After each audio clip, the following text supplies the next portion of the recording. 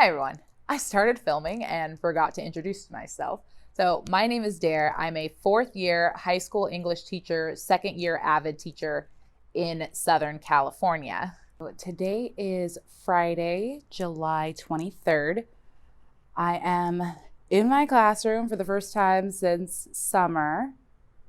And I already gave you a video of what my classroom is looking like. Walking in, there is not very much that I have to do. Thank goodness all of my bulletin boards are on the wall, and I will take you around into like a better tour once I get everything set. But this is what we're working with so far. Okay, so today is going to be all about books and my classroom library. I need to relabel these books, and I need to separate out which ones I'm going to give to a new teacher that is coming in. And then I need to move these bookshelves. Well, first I need to varnish them so that they look a little cleaner. But then I need to move the bookshelves to this side of my classroom so that students will be able to come and get them. And that's pretty much going to be all of today until I have a meeting at 1 p.m. So I'm going to try to tackle the entire bookshelf and classroom library today. That way, the next few days until school starts on August 5th, I am doing other things. First thing I'm going to do is decide my labels. I got these labels off of Amazon. I'll try to remember to link the stickers down below. So I label my library by genre of like, this is teen drama / romance, fiction, nonfiction / biography, and then I just put the label on to each spine book. So I'm figuring out what color I'm going to label everything, and then I'm going to go through the books and label them all. I'm probably going to run out of stickers. Honestly, this is not enough for every genre, but I already have the stickers back in my cart for Prime, so I'll just go ahead and order maybe like 2 or 3 more packs of them. Hopefully that'll be enough.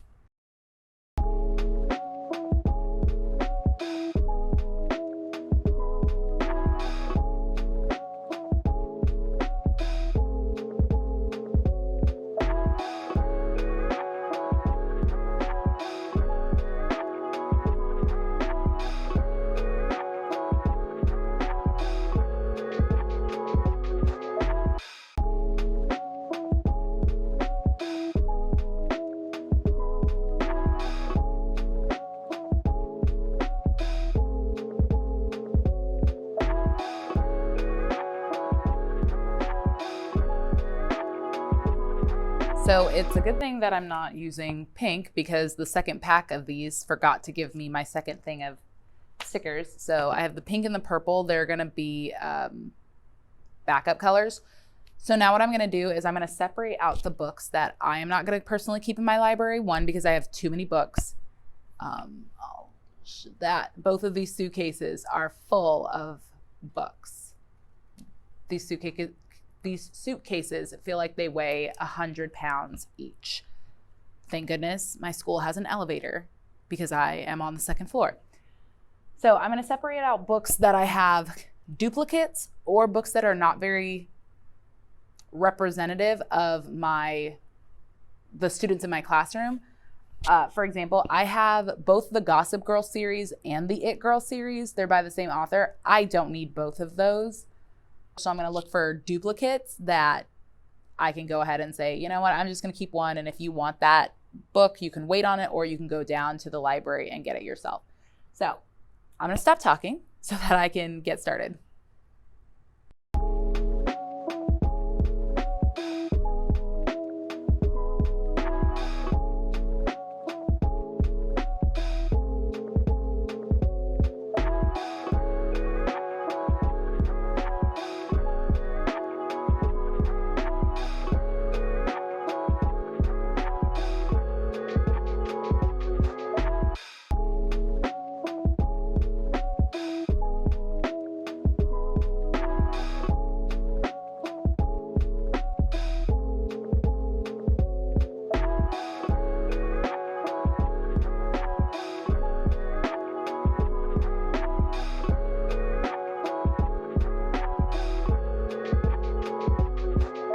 update. It's about an hour and a half later.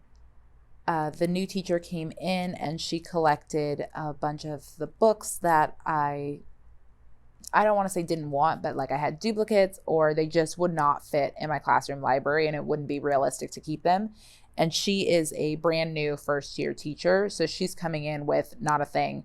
So I am absolutely happy to help her out so she doesn't have to spend money. But let me update you on what I have accomplished so far. Okay, so my tripod.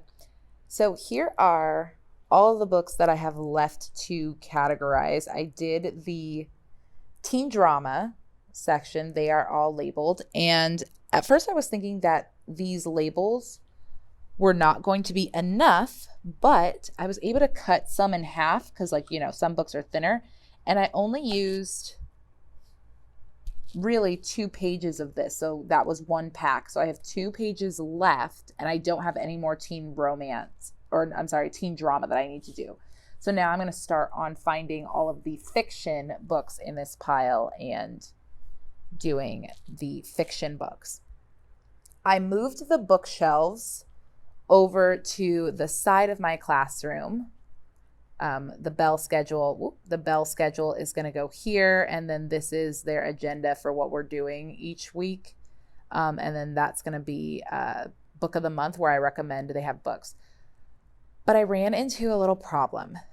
The bookshelves are a mess. Like, I cleaned them as best as I could, but you can see there's all of this student writing, and there are shards of wood coming off this bookshelf. Like, one got stuck in the cleaning rag I was using and like impaled the rag to the point where I had to stop and pull it out. And there is a nail in this bookshelf. Let's see if I can get it on.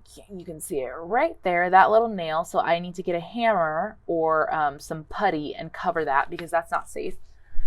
So what I'm going to do is I'm going to go to Home Depot and get some sandpaper cloths so I can sand the bookshelf. And then I'm going to get maybe some wood varnish. Well, I really need to cover some of this lovely student graffiti. Luckily, I have not found any inappropriate pictures on this, so, you know, that's fine.